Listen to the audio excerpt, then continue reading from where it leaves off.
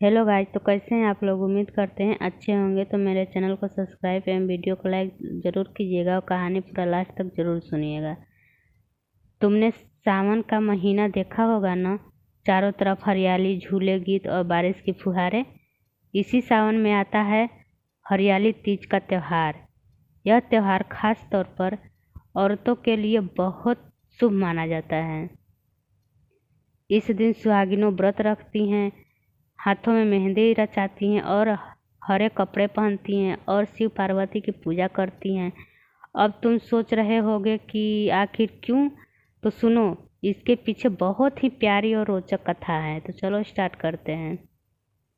पार्वती जी का सपना। बहुत समय पहले हिमालय राजा की बेटी पार्वती छोटी उम्र से ही भगवान शिव को अपना पति मानती थी।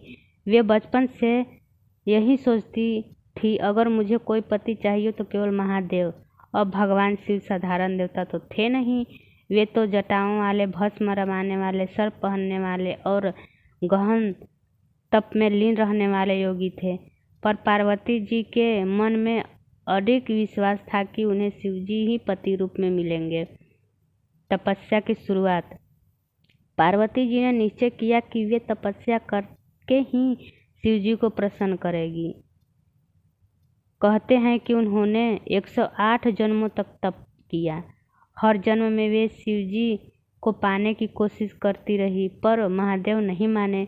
जब वे अपने 108वें जन्म में हिमवान की पुत्री बनी, तब भी उन्होंने हार नहीं मानी। वे जंगलों में चली गई, कभी सिर्फ फल खाती, कभी केवल पत्तों पर निर्भर रहती और अंत में तो पत्ते भी छोड़कर केवल हवा के सहारे जीवित रहने लगी। उनका शरीर बहुत कृश हो गया, पर मन में शक्ति और विश्वास पहले से भी मजबूत था। नारद जी का आगमन। एक दिन नारद मुनि आए। उन्होंने पार्वती जी को देखा और बोले, बेटी, तुम इतना कष्ट क्यों झेल रही हो। शिवजी तो योगी हैं, गृहस्थ जीवन से दूर रहते हैं। वे सर्प गले में पहनते हैं, भस्म रमाते हैं। वे तुम्हारे योग्य पति कैसे हो सकते हैं। पार्वती जी की मुस्कुराहट बोली, मुनिवर, चाहे लोग कुछ भी कहे, मैं तो केवल शिवजी को ही अपना पति मानूंगी। उनके अलावा किसी और को स्वीकार नहीं करूंगी। शिव जी की परीक्षा।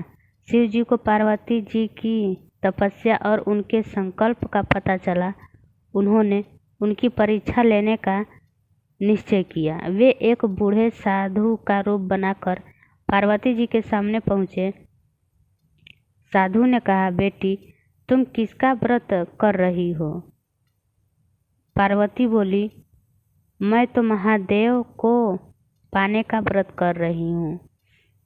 साधु ने हंसकर कहा, अरे वो शिव जिनके पास घर नहीं, वस्त्र नहीं, आभूषण नहीं, गले में सर्प लपेटे रहते हैं, शरीर पर भस्म लगाए रहते हैं, ऐसे योगी को पति बनाना है तुम्हें। क्यों अपना जीवन व्यर्थ कर रही हो। यह सुनकर पार्वती जी तनिक भी विचलित नहीं हुई। उन्होंने दृढ़ स्वर में कहा, महात्मन, आप चाहे कुछ भी कहे, पर मेरे लिए तो शिवजी ही मेरे पति हैं। यदि जन्म जन्मांतर तक तप करना पड़े तो मैं करूंगी, पर शिवजी को छोड़कर और किसी को स्वीकार नहीं करूंगी। शिव पार्वती का मिलन। पार्वती जी की यह अटूट भक्ति और दृढ़ निश्चय देखकर शिवजी बहुत प्रसन्न हुए। उन्होंने साधु का रूप त्याग कर अपना असली रूप दिखाया।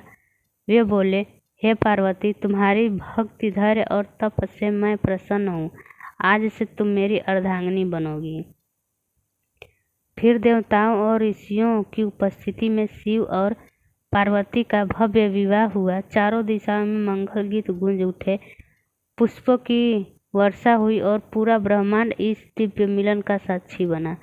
हरियाली तीज का महत्व। कहा जाता है कि जिस दिन पार्वती जी ने अपने कठोर तप से शिवजी को पति रूप में पाया, वही दिन हरियाली तीज के नाम से प्रसिद्ध हुआ। तभी से स्त्रियां इस दिन व्रत रखती हैं और माता पार्वती की तरह अटूट भक्ति और प्रेम से शिवजी पार्वती की पूजा करती हैं। इस दिन विवाहित महिलाएं अपने मायके से सिजारा पाती हैं, जिसमें हरे कपड़े, मेहंदी, चूड़ियाँ, मिठाइयाँ और श्रृंगार की वस्तुएं होती हैं। वे झूला झूलती हैं, सावन के गीत गाती हैं और भगवान से अपने पति की लंबी उम्र तथा सुखी दाम्पत्य की कामना करती हैं।